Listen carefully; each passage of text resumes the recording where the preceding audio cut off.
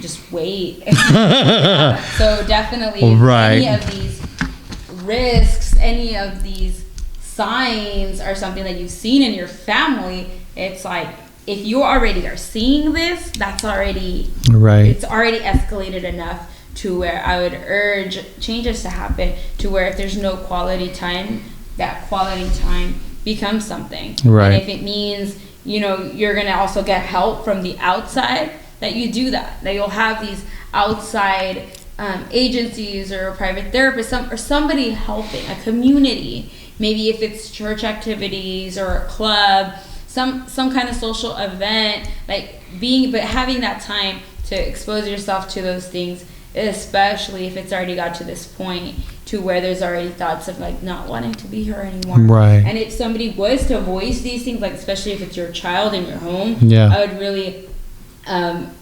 encourage to, if a child has ever said like, I just wish I could just get a gun and shoot myself, that if you have a gun, you might really want to make sure it's locked and out of reach. Overdose. Out of sight. Which is a thing that you hear.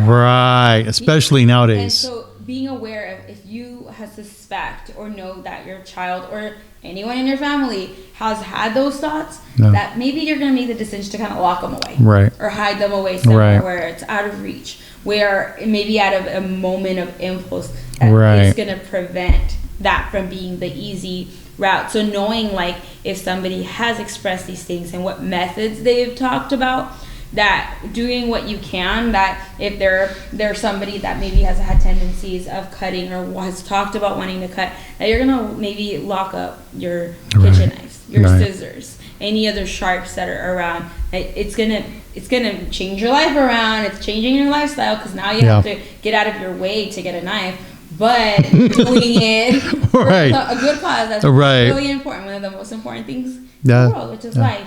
And so really being able to do that. And then lastly, really, really highlighting that if somebody really is wanting to end their life and they're saying, yes, actually I do want to, they have their method, intention, and plan, the best thing to do is to actually get them the help of, like we mentioned the 5150, but of really helping them, of like calling 911. That's what it's for. You could call. You could take them to the emergency room if it's closer, if that's the best way. You could just take them there, let them know like, my child or I am having these thoughts and I don't feel safe right now, or my child feels this way. I don't know if I can keep them safe. They really have these intentions.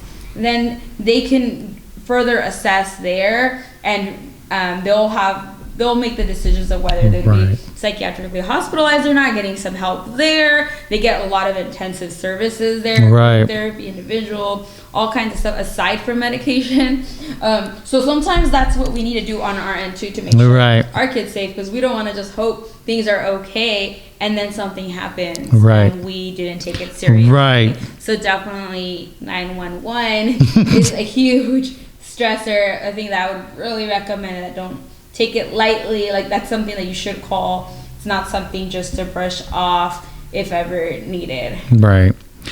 Wow, that's a lot. I mean, it's but it's so important for all of us, I think. And I appreciate you coming on the show and giving us some of your time. I know it's been a busy month for all of us.